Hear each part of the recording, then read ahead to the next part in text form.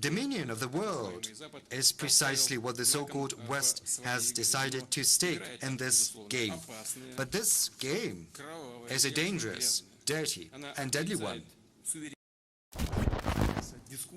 I've had a look at the discussions that have taken place over these days here at Valdai. Very interesting, very substantive.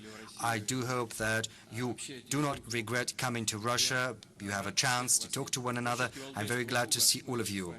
The Valdai Club gives us a forum to talk about tectonic shifts that are underway or that have already occurred in the world. We've spoken on many occasions about the risks associated with the decline of world institutions, the erosion of collective security principles, and the substitution of international law for the so-called rules. I wanted to say, you know who came up with those, but no one knows who came up with these rules, what underlies these rules, what's inside those rules. I think there is an attempt to introduce just one rule. For the powers that be, the global powers that be, should have a chance to do whatever they please and be, able to do whatever without any punishment, with impunity. The value of the Valdai discussions consists in the fact that different assessments and forecasts are expressed here, and as to their accuracy, life itself has confirmed them with certainty, because the most rigorous and unbiased examiner is life. It shows how accurate our discussions in the previous years have been. Alas, the developments are following the negative scenario so far, and we spoke about this negative scenario on multiple occasions during previous meetings. Moreover, these developments have turned into a large-scale systemic crisis, not just militarily, political, but also economic and humanitarian. The so-called West, as it were, because there is no unity. We understand that this is a very complex conglomerate, but be that as it may, let's call it the West. Over the recent years, and especially over the last months, has taken several steps towards escalation. And they're always trying to escalate. There's nothing new in that. They're fueling the war in Ukraine, organizing provocations around Taiwan, destabilizing the world, food and energy markets. As far as the last one is concerned, it was not deliberate.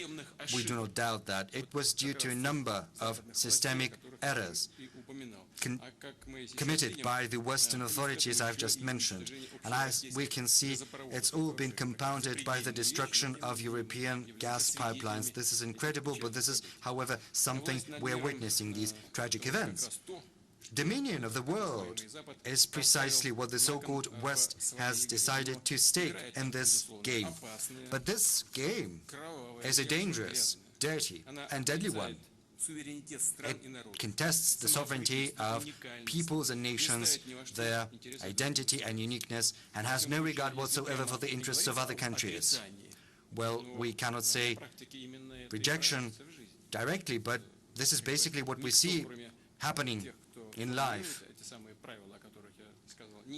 And those who formulate these rules believe that others have no right to their unique path. Everyone needs to abide by these rules.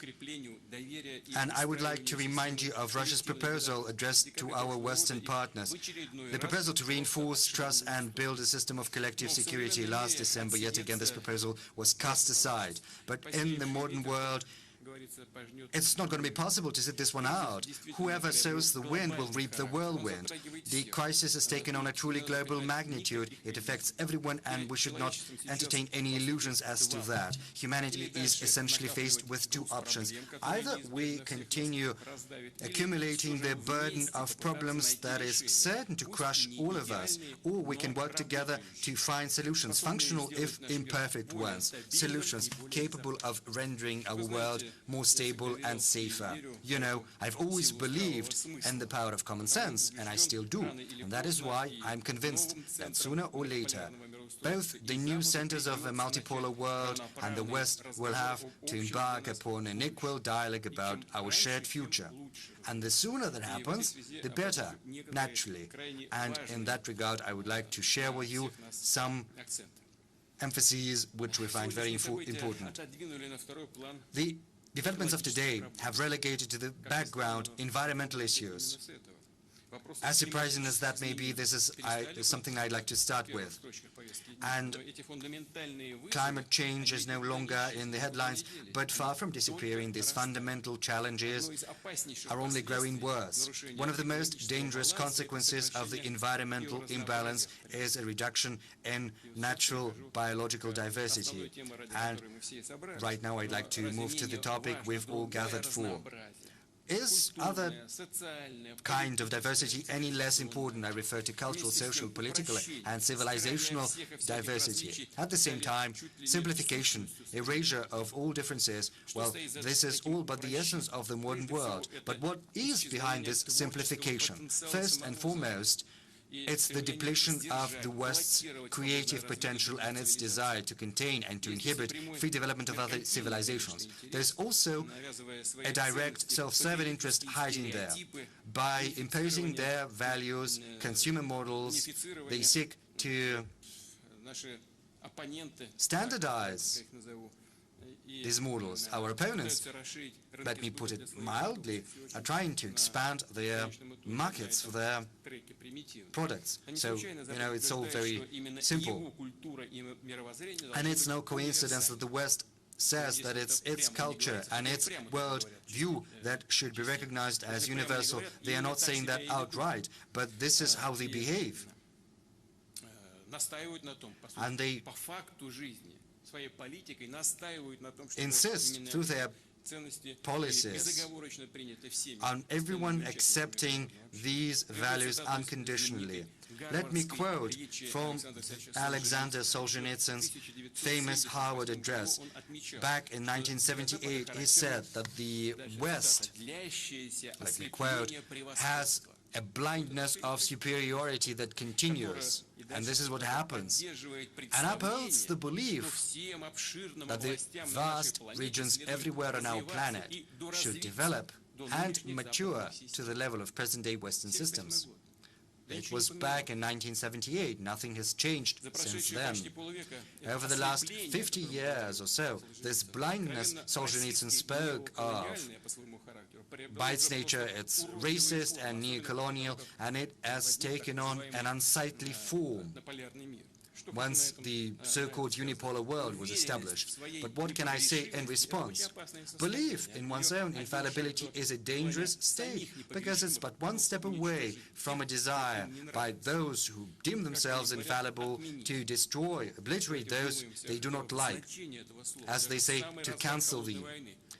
Let's think about the sense of this world, the meaning of it, even at the height of the Cold War, when the confrontation of systems, ideologies, and military machines where opposition was in full swing. It never occurred to anyone to reject, deny the very existence of culture, art, and science of your opponent. Yes, there were several restrictions with regard to educational, scientific, cultural, and regrettably sports relations. But be that as it may, both Soviet and American leaders of those days had an understanding that humanitarian field is very delicate. You've got to study your opponent and have respect for him, and sometimes even learn from him, to preserve a foundation for healthy, constructive relations for the future. But what is happening now? Back in their days, Nazis went as far as to burn books. Right now, the Western champions of liberalism and progress have slipped into banning Dostoevsky and Tchaikovsky. The so-called cancel culture is basically a cancellation of culture that annihilates everything that is alive and creative. It stunts the growth of free thought in economy, politics, and culture. The very liberal ideology itself has today changed beyond recognition. In the very beginning, classical liberalism interpreted the freedom of each and every person as the freedom to say what you want, do what you want. But in the 20th century, liberals started to proclaim that the so-called open society has enemies. Well, it turns out open society has enemies. And the freedom of these enemies could and should be restricted, if not abolished altogether. And right now, they've reached an absurd situation when any alternative point of view is declared to be a subversive propaganda and a threat to democracy. Whatever comes from Russia, well, it's all the Kremlin's doing, but they should look at themselves first. Are we all powerful? If we see any criticism with regard to our opponents, why is it seen as the Kremlin's doing? They should, think harder. They have to present more conceptually their point of view. They cannot simply shift the blame on the Kremlin's intrigues. And all of these was prophetically described back in the 19th century by Fyodor Dostoevsky. One of the characters of his novel, The Possessed, Shigurov, a nihilist, describes the bright future he devised. I quote, "Starting from unlimited freedom, I arrive at unlimited despotism." And our Western partners have arrived precisely at this point.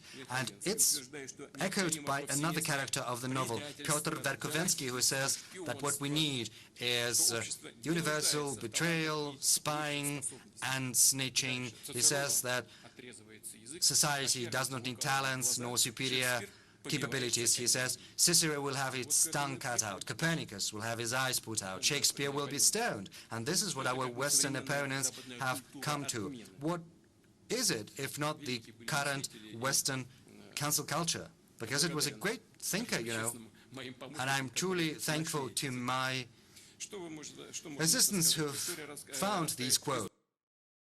Geniuses of the world culture. It's going to cancel those who presently have decided that they can do with the world culture as they please for some reason. And as they say, these people have an incredibly high opinion of themselves, but several years will pass and no one will remember their names, but everyone will remember Dostoevsky and Tchaikovsky and Pushkin, whatever anyone says. Standardization, financial, technological monopoly, erasure of all and every difference. This has been the foundation of the Western globalizational model, whose nature is neo-colonial, basically. And the task was clear, to reinforce absolute dominion of the West and the world economy and the world politics, to put to service natural, financial, intellectual, human and economic capabilities of the whole planet, doing that under the guise of the so-called new global interdependence. Let me recall yet another Russian philosopher here, Alexander Zinoviev. We are going to celebrate his centenary in a couple of days, on October the 29th. More than 20 years ago, he said that for the Western civilization to survive at the level it had attained, it would need, I quote, all of the planet as its habitat. It would need all the resources of humanity, and this is what they laid their claim to. It's so true. And in this system, the West enjoys an inherent, incredible advantage because it came up with the principles and mechanisms of this system. The principles, everyone is talking about what are these principles, a black hole, no one understands. But once globalization started to benefit not Western countries but other countries, I refer first and foremost to big nations of Asia, the West either revisited many of the rules or even abolished some of them. And as far as the sacrosanct principles of free trade, economic openness and equal competition, even property are concerned, well, all of these principles were all of a sudden altogether forgotten. When it was no longer beneficial, they decided to revisit the rules on the go. Yet another strawman argument and doublespeak. Western ideologues and politicians have long been telling the world there is no alternative to democracy. But in truth, what they meant was the Western, so-called liberal democratic model, whereas all other variants and forms of democracy were rejected by them with disdain and arrogance. You know, it's been characteristic of them since the colonial times, because they think that everyone, you know, is just substandard, whereas only they belong to the elite. But right now, the absolute majority of the world community demands democracy in world affairs. They reject authoritarian diktat of certain countries or groups of countries. What is it if not direct application of democratic principles in interstate affairs? But what is the position of the so-called civilized West? If you are Democrats, then one would think you would welcome this natural desire, aspiration towards freedom of billions of people. But it's not the case. The West calls that the sabotage of liberal world order based on rules, and it resorts to economic and trade wars, sanctions, boycotts, color revolutions, and it hatches and conducts different kinds of coup d'etat. And, you know, they even say how much money they spend on the coup d'etat, the cheek of it. Well, what about Soleimani, who was taken out? You can think whatever you want about him, but it's an official, a dignitary. He was killed in the third country.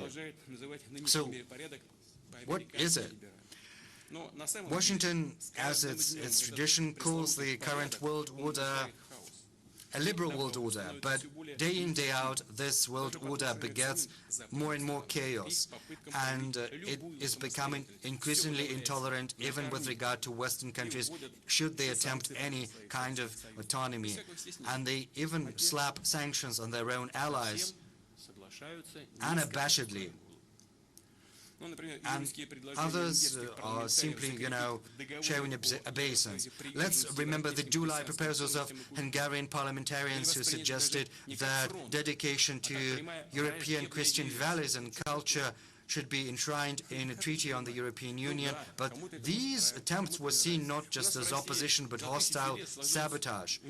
You know, someone likes them, some others, but we in Russia over thousands of years have seen a peaceful coexistence of different religions, but we do not require that they should be changed, neither Christian values, nor Muslim values, nor other religious values. We have to treat one another with respect. In a number of regions, and I know that firsthand, people go together to celebrate Christian and Buddhist and Muslim and Jewish holidays. Well, I think it's worth speaking about at least. This testifies to the ideological crisis of the neoliberal model of the world order. In the American fashion, they have no creative or positive agenda. They have nothing to offer to the world apart from retaining their domination. A true democracy in a multipolar world requires an opportunity for every nation, every society, every civilization to choose their own path, their own social and political system. And if the US and the EU enjoy this rule, then Asian countries, Muslim countries, the Gulf monarchies and countries of other continents should have this right, and Russia too, and no one will ever be able to dictate to our nation what kinds of society and on what principles we should be building. A direct threat to the political, economic and ideological monopoly of the West consists in the fact that the world can see the emergence of alternative social models, which can turn out to be more efficient, more vibrant, more attractive than the ones that exist as of now. And these models will emerge and develop. This is inevitable. Incidentally, American political scientists, experts, are writing on the subject directly, but the powers that be do not listen to them. But they can't help seeing that these ideas are being expressed and voiced on the pages of political science journals and in discussions. This development should be based upon a dialogue of civilizations, with an emphasis on spiritual and moral values. Yes, different civilizations have a different understanding of a human being and his nature, but it's only at the surface, because all of them recognize the highmost value and spiritual nature of a human being. And the foundation is of paramount importance. The foundation upon which our shared future is going to be built. I would like to point out the following. Traditional values are not a fixed set of principles everyone must abide by, far be it from it.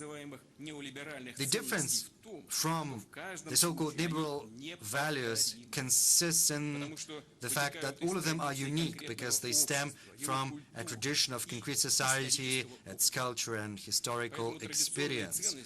This is why traditional values cannot be imposed on anyone. You need to simply have respect for them.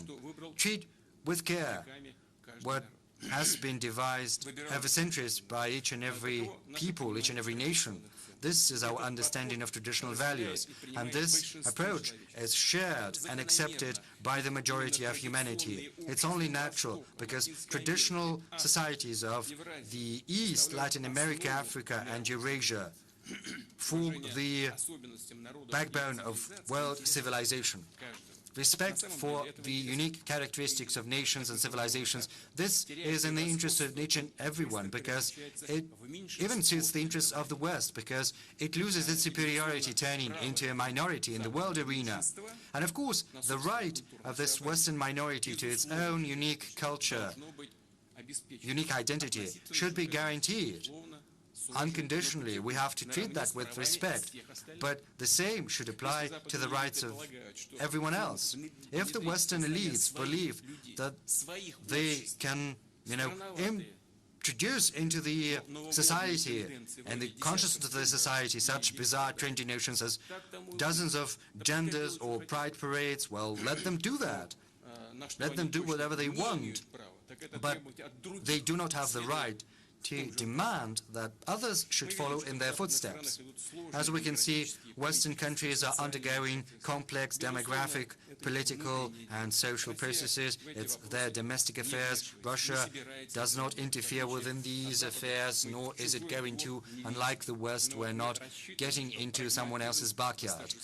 But we hope that pragmatism will emerge victorious, and the dialogue between Russia and the genuine traditional West, as well as other equal centers of development, all of that is going to be an important contribution to the construction of a multipolar world order. I would like to remind you that the multipolar world is the only chance for Europe to rebuild its political and economic autonomy.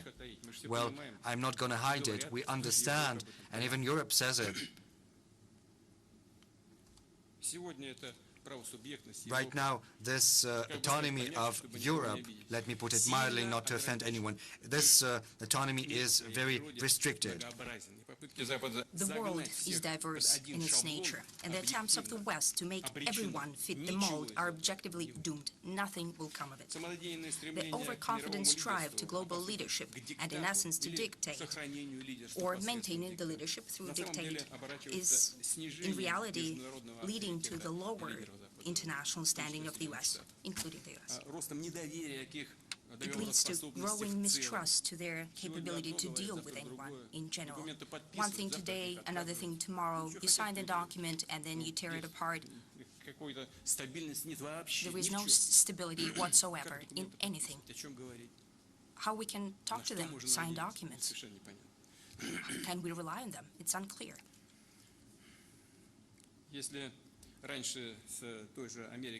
Before, only some countries allowed themselves to argue with America, and that looked like almost scandalous. And now it's a routine thing when very different countries refuse Washington in its baseless demands, despite the fact that it still is trying to apply pressure to everyone. I think this is a very wrong policy. It's a road to nowhere.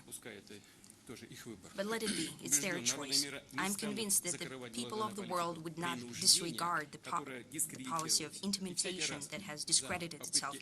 And every time the attempts to maintain its hegemony, the West will have to pay, and to pay a higher price each time. If I were a Western elite, I would seriously think about this future. Just like today, some political scientists and politicians are contemplating in the U.S. itself. In the current situation of harsh conflict, I'd like to say a matter of principle that Russia, being an independent and unique civilization, has never considered itself an enemy of the West. Americanophobia, Anglophobia, Francophobia, Germanophobia are just the same kind of racism as Russophobia and anti-Semitism, just like any other manifestation of xenophobia. We simply need to clearly understand, as I have said before, there are at least two types of West, maybe more. There is the West of traditional, primarily Christian values, freedom, patriotism, and rich culture, and now of Islamic values as well. A significant amount of population professes Islam, and this kind of West is close to us. We have common roots based in classical antiquity. But there is another kind of West, aggressive, cosmopolite, neo-colonial, being a weapon of neoliberal elites. And Russia, naturally, will never make peace with the dictate of this kind of West. In 2000, after I was elected the president, I remember fully well, and I'll always remember this. I remember what price we've paid for annihilating the terrorist den in the Northern Caucasus when the West has practically openly supported here. Grown-up people here, and you know what I'm talking about here. We all know that was the fact of life. It was financial, political, and information support that was rendered. We've all lived through that. Moreover, the West did not only actively support terrorists on the territory of Russia, but it has largely nurtured this threat. We knew that. Nevertheless, after the situation has stabilized, when main terrorist groups were decisively defeated, thanks to the courage of the Chechen people as well, we've made the decision not to look back, not to hold grudges, but rather to move forward and to build relations, including with those who basically worked against us. We decided to build relations with everyone who wanted to do that, based on mutual benefit and respect to each other. We thought it was in our common interest. Thank God, Russia has survived through all the hardships of that time. We persevered, we coped with domestic/external terrorism. We maintained our economy, and it continued to grow. Our military capacity increased. We're trying to build relations with the leading countries of the West, with NATO as well. We had one message: let's stop being an enemy to each other. Let's live in harmony. Let's build a dialogue, build trust, and therefore peace. In that, we were absolutely sincere. I'd like to highlight that. We understood clearly how complex such rapprochement would be. We still did it. But what did we get in return? In a nutshell, it was basically a no on all main dimensions of possible cooperation. What we got in return is permanent pressure on us and creating hotbeds of tension at our borders. And if I may ask, what was the goal of that pressure? What was the goal? Just to practice? Well, of course not. The goal was to make Russia more vulnerable and to turn Russia into a tool of achieving their own geopolitical goals. That's it. That's the rule of the thumb. Everyone is turned into a tool, and to use these tools to their own ends. And those who do not obey to this pressure, who doesn't want to be a tool, sanctions are introduced against them. Economic restrictions are introduced against them. Coup d'etats are being prepared and executed where possible, and so on. And in the end, if they do not succeed in anything, then the main goal is to eliminate, to wipe off the map. But that didn't work with Russia, and it will never happen. It will never be possible to implement this scenario. Russia does not challenge the elites of the West. Russia is simply standing up to its right to exist and to freely develop. We ourselves do not intend to become a new hegemon. Russia does not offer to substitute unipolarity, unipolar world with bipolar or tripolar world, domination of the West with domination of the East or North or South. That would lead to yet another dead end. And I would like to quote the words of great Russian philosopher Nikolai Danilevsky, who believed, and I quote, that the progress is not everyone marching in the same direction as our opponents are trying to make us, but rather, well, the progress would soon cease in that case, says Danilevsky. But the idea of the progress is to walk and explore the whole field of historically human domain in all directions. And he adds, not a single one civilization can be proud of presenting the apex of development. End of quote. I'm convinced that dictatorship can only be countered through the freedom of development of countries and nations, identity loss countered through the love to human being as a creator. The primitive simplification and bans can be countered through the flourishing complexity of cultures and tradition. The main idea of today's point in time is that all civilizations, states, and their integration associations indeed have opened all paths to pave their own democratic and original path. Primarily, we believe that the new world order should be based on law and justice. It should be free, fair, and unique. The world economy and trade should become more fair and open. Russia believes that it is unavoidable that the new international financial platforms will take shape, also for international payments.